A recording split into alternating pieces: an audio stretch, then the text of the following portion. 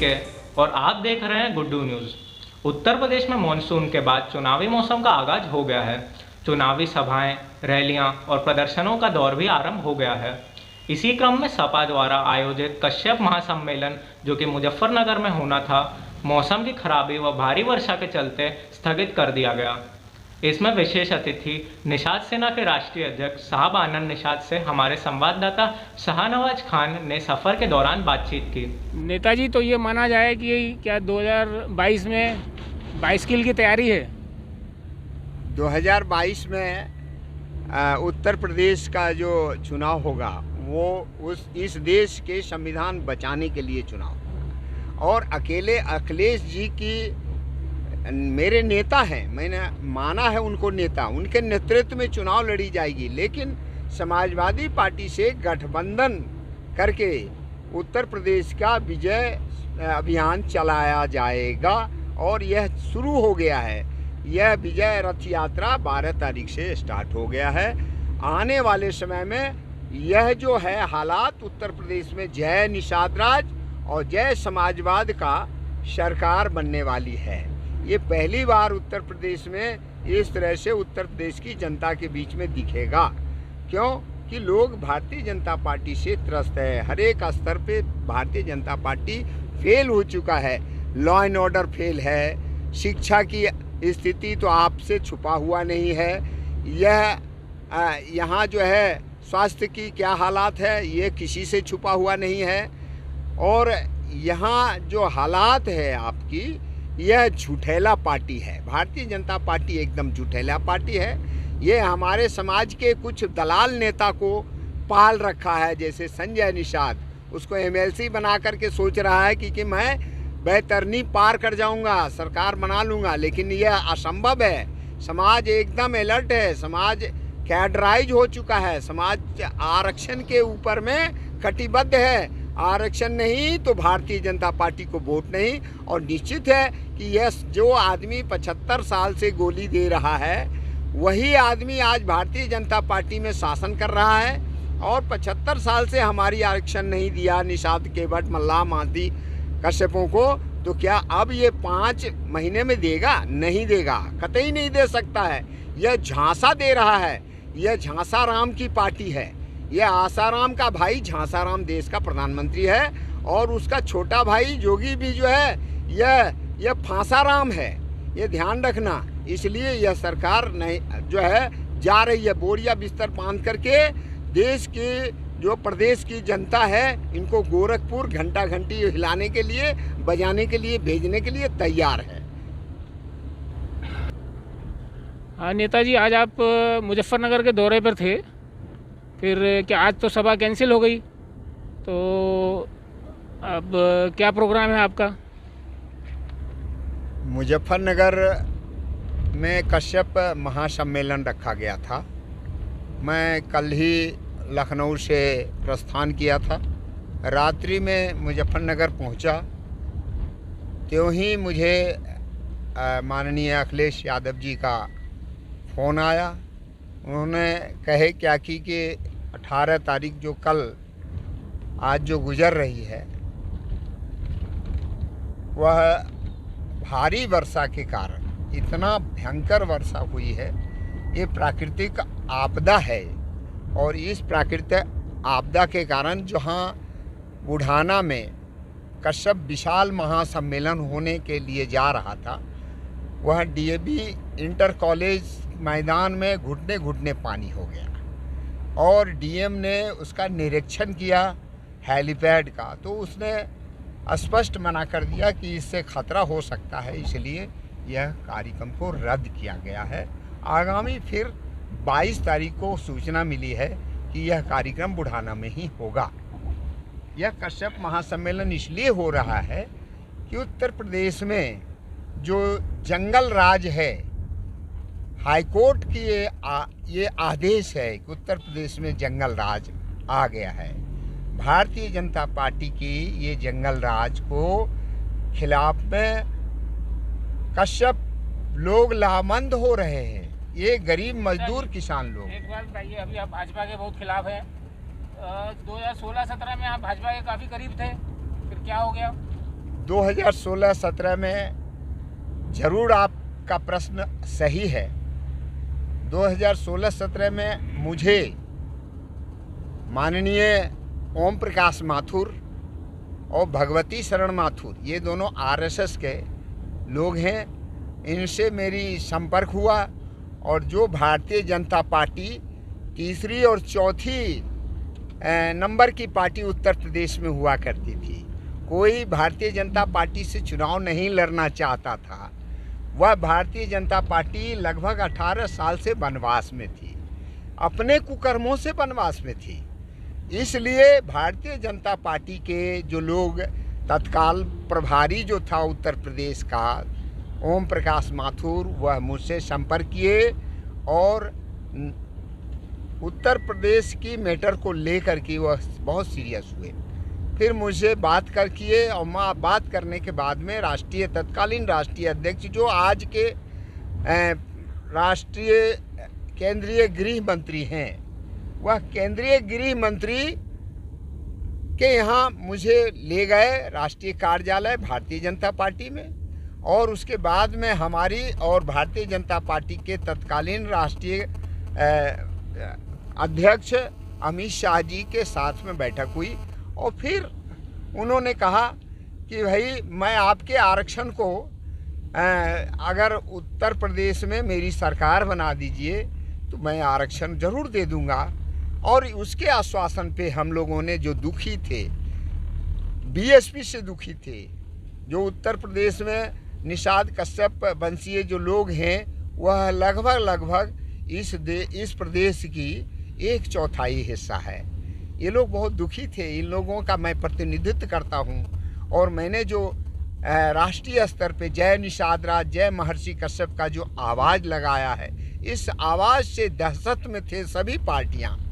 और इस वजह से जो है मेरी ताकत, इस महामंत्र के आवाज़ की ताकत से घबरा करके, दहशतशील हो करके वह मुझसे संपर्क में आए। और फिर हमने फैसला लिया कि ये एक बार आश्वासन दे रहा है, देखते हैं कि वास्तविक में उस आश्वासन पे खड़े उतरते हैं कि नहीं। और फिर मैं भारतीय जनता पार्टी के साथ में कंधे में कंधे मिला करके मैंने कम से कम उत्तर प्रदेश में कोई पूर्वांचल हो चाहे पश्चिमी उत्तर प्रदेश में डर के मारे भारतीय जनता पार्टी की कोई सभा नहीं होना चाहता था, कोई करना नहीं चाहता था।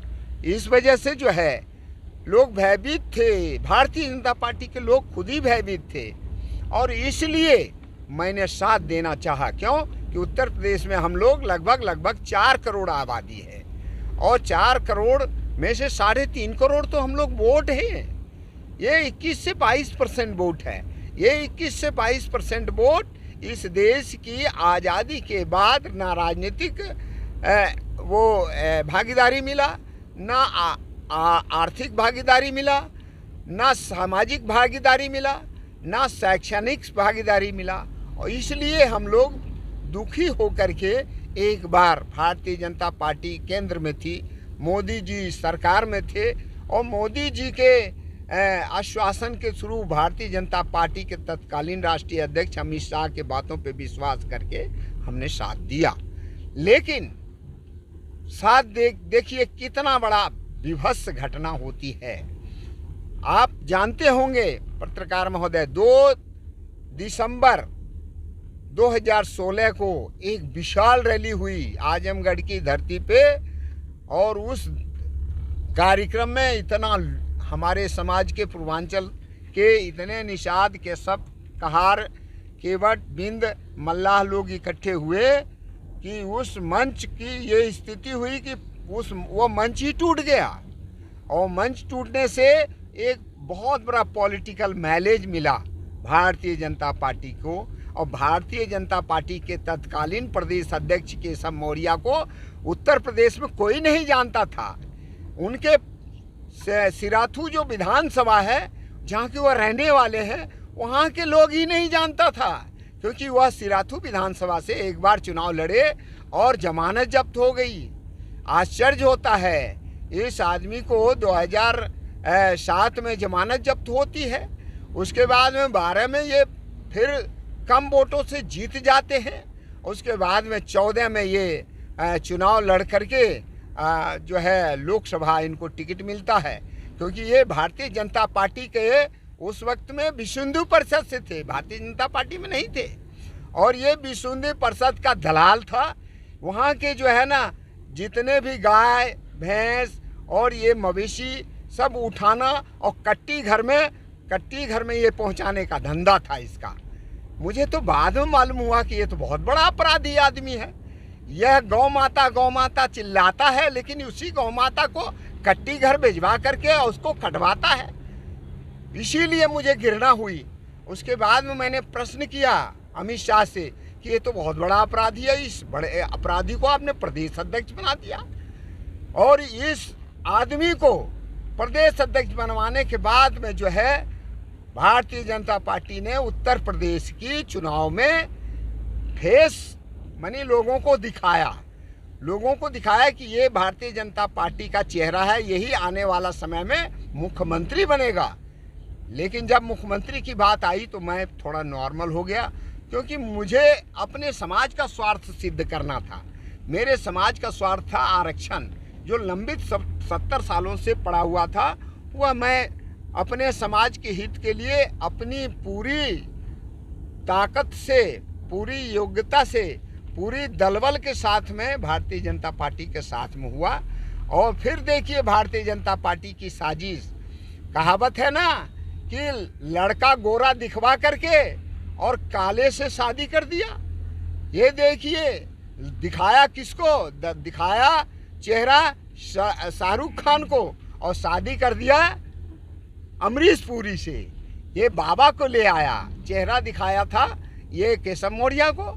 और जब चुनाव खत्म हो गई, रिजल्ट आया, उसके बाद में मुख्यमंत्री बनने की बात आई तो कहावत है ना कि लड़का दिखाया शाहरुख खान जैसा और शादी किया अमरीश पुरी के जैसा। तो ये अमरीश पुरी के एक खलनायक, अमरीश पुरी खलनायक को ला करके उत्तर प्रदेश का मुख्यमंत्री बनाया। आप जानते हैं यह इसलिए मैं इस पार्टी का इसलिए विरोध कर रहा हूं क्योंकि इसका कोई नैतिकता नहीं है। इस देश का प्रधानमंत्री 2 जनवरी 2017 को अंबेडकर पार्क लखनऊ में एक बात कहा था कि मेरी सरकार आएगी तो जो है मुझे 50 दिन का समय दीजिए, अगर हम नहीं खड़ा उतरेंगे तो लात मार देना। कितना गिरा हुआ विचार है इस देश के प्रधानमंत्री का। अरे एक बात समर्थन किया तो क्या आप जानते हैं कि उसको कोई लात मार सकता है? फिर इन्होंने बनारस की सभा में इन्होंने कहा कि अगर हम खड़े नहीं उतरेंगे तो मुझे फांसी की सजा दे देना। कहीं देश के प्रधानमंत्री को फांसी दिया जाएगा? अरे ये तो इतना बड़ा झूठैला है कि 2014 में क्या कहा था कि मैं 15 लाख दूंगा, मैं काला धन लाऊंगा। और क्या कहा था कि ये अभी 65 रुपया जो अभी तत्कालीन जो है पेट्रोल और डीजल का कीमत था, उस कीमत को जो है ना मैं एकदम नीचे करूंगा। और इतना ही नहीं, ये कहा था कि मैं डीजल और पेट्रोल को कंट्रोल करूंगा दाम पे। लेकिन आज देख लीजिए 102, 103 रुपये पेट्रोल हो गई, 92, 94 रुपये डीजल हो गई। देश में महंगाई के आग लग गया, अन्याय अत्याचार चरम पे है। इनको प्रदीप सेंगर ऐसे लोग होनी चाहिए, चिन्मय आनंद स्वामी जैसे लोग, गुंडे मवाली बलात्कारी ऐसे लोग होनी चाहिए। ये खुद ही 302 के मुद्दाले हैं, ये 302 के मुकदमे हैं इसके ऊपर, ये अपराधी खुद ही है। अब जब खुद ही जो है अपराधी बनते हो, खुद ही मुलाजिम, तो बताइए इस प्रदेश का कौन देखने वाला है?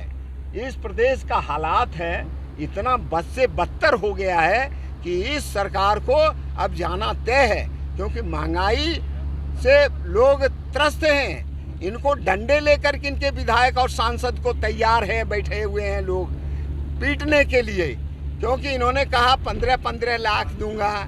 इन्होंने क्या कहा, वहाँ फेल हो गया, महंगाई रोकने में फेल हो गया, अन्याय अत्याचार रोकने में फेल हो गया, कोरोना काल में भी फेल हो गया। लोगों ने देखा कि गंगा में किस तरह से तैरती हुई लाश को देखा।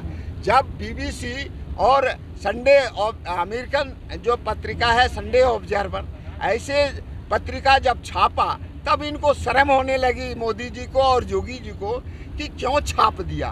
तो ये हालात इतने बन गए हैं। आज अडानी को देख लीजिए, पूरा देश हाहाकार में हालात है, लेकिन इस सरकार ने पूरी देश के जो है ना संपत्ति को बेचने में लगी हुई है। मैं इसीलिए इनका विरोध कर रहा हूँ। नेताजी ये बताइए, मुजफ्फरनगर की जो रैली है ये तो अखिलेश यादव जी की तरफ से आयोजित थी, समाजवादी पार्टी की तरफ से। तो क्या समाजवादी पार्टी से आपका कुछ समझौता वगैरह हुआ है क्या?